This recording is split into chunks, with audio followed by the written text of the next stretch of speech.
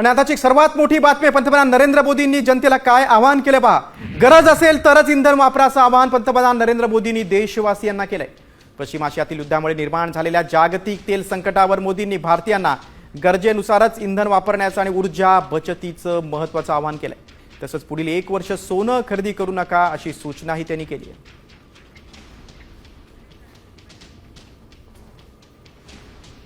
होता था तो लोग देश हित में सोना दान दे देते थे. आज दान की जरूरत नहीं है, लेकिन देश हित में हमको ये तय करना पड़ेगा कि साल भर तक घर में कोई भी फंक्शन हो, कोई भी कार्यक्रम हो, हम सोने के गहने नहीं खरीदेंगे, सोना नहीं खरीदेंगे. विदेशी मुद्रा बचाने के लिए हमारी देशभक्ति हमें चुनौती दे रही है और हमें इस चुनौती को स्वीकार करते हुए विदेशी मुद्रा को बचाना होगा. साथियों,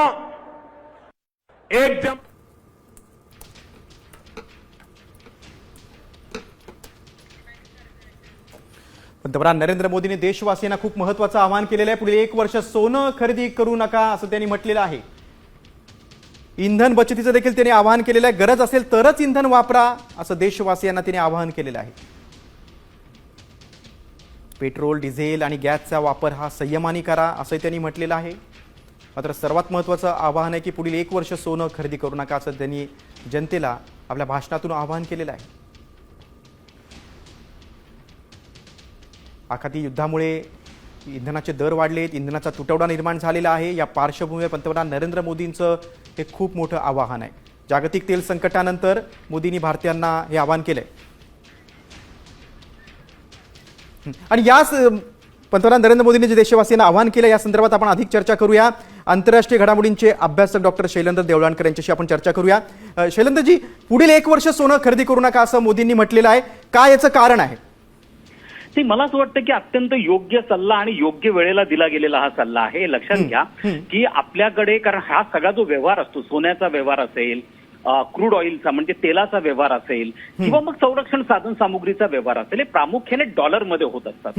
आणि आपण भारत हा प्रामुख्याने सोन्याच्या, संपूर्ण आशिया खंडामध्ये सोन्याची सगळ्यात जास्त आयात करणारा कोणता देश असेल तर तो भारत देश आहे. भारतामध्ये सर्वसामान्य नागरिक देखील सोन्यात गुंतवणूक करतात आणि त्याचं एक प्रकारचं सांस्कृतिक त्याला महत्व असल्यामुळे आपण सोन्या खरेदीकडे भारतीयांचा कल हा मोठ्या प्रमाणावरती, सोनं खरेदी करणं आणि सोनं साठवून पण ठेवणं. विशेष म्हणजे जानेवारी 2026 मध्ये भारतीयांनी 12 अब्ज डॉलरचं सोनं, म्हणजे 12 बिलियन डॉलरचं सोनं हे आयात केलेलं होतं. आणि हा एक प्रकारचा रेकॉर्ड होता. आपण हे लक्षात घेतलं पाहिजे आहे की आता डॉलर वाचवणं ह्या संकट काळामध्ये अतिशय महत्वाचं आहे. कारण आपली टॉप प्रायोरिटी जी आहे ती प्रामुख्याने क्रूड ऑइल आहे. भारत देखील जगामधला 3ऱ्या क्रमांकाचा सगळ्यात जास्त क्रूड ऑइलचं कन्झम्पशन करणारा आणि आशिया खंडामधला नंबर 2चा क्रूड ऑइलचं कन्झम्पन करणारा चायना नंतर हा भारत सेकंड आहे. त्यामुळे आपली टॉप प्रायोरिटी ही क्रूड ऑइलचं परचेस आहे आणि त्यासाठी आपल्याला व्हॅल्युएबल डॉलर जो आहे तो साठवून ठेवावा लागणार. मात्र डॉलर जो आहे हा प्रामुख्याने सोनं खरेदी, डेस्टिनेशन वेडिंग, फॉरेन मध्ये जाऊन डॉलर खर्च करून वेडिंग करणं, अशा स्वरूपाने भारतीय लोकांचा कल वाढत चाललेला असल्यामुळे त्यांनी यावरती नियंत्रण ठेवणं. शैलेंद्रजी, आणखीन एक मुद्दा आहे की इंधनाचे दर वाढू शकतात का? कारण आता राज्यातल्या निवडणुका 5 राज्यातल्या निवडणुका देखील संपल्यात.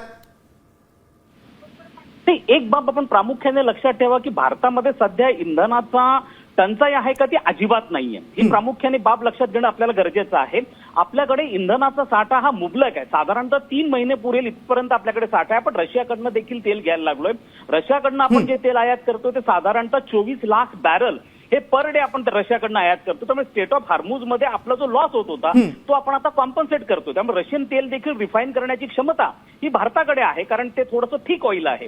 त्यामुळे आपल्याकडे ती इमर्जन्सी नाहीये. मात्र हेही लक्षात ठेवणं गरजेचं आहे की आता 76 देशांमध्ये तेलाच्या किमती वाढलेल्या आहेत. खुद्द अमेरिकेमध्ये तेलाच्या किमती ह्या 16% वाढल्या आहेत. अमेरिकेमध्ये सध्या क्रूड ऑइलची किंमत जी आहे, पेट्रोल डिझेलची किंमत आहे प्रति गॅलन $4 झालेली आहे. गॅसोलिनची किंमत प्रति बॅरल ही साधारणतः प्रति गॅलन ही $3 झालेली आहे. त्यामुळे इथं पण किमती वाढल्या, 76 देशांमध्ये किमती या वाढलेल्या असल्यामुळे आता आपल्याकडे ही बाब लक्षात ठेवणं गरजेचं आहे की प्रत्येकाने पेट्रोल डिझेलचा वापर हा अत्यंत जपून करणं हे गरजेचं आहे. याचं कारण असं आहे की आपली रिक्वायरमेंट प्रचंड मोठ्या प्रमाणावरती रिक्वायरमेंट आहे. दुसरा मुद्दा असा आहे की आपण आता ज्या जागतिक बाजारपेठेमध्ये तेलाच्या किमती त्याच्यानुसार भारतीय नक्की शैलेंद्रजी, आता सगळ्यांचं लक्ष त्याचकडे असणार आहे. जे आता आवाहन केलेलं आहे पंतप्रधान नरेंद्र मोदींनी देशवासियांना, त्याची आता अंमलबजावणी कशी होते, लोक आव्हानाला कसा प्रतिसाद देत आहेत ते बघणं खूप महत्त्वाचं आहे. तुम्ही सविस्तर माहिती आणि विश्लेषण केलं त्याबद्दल धन्यवाद.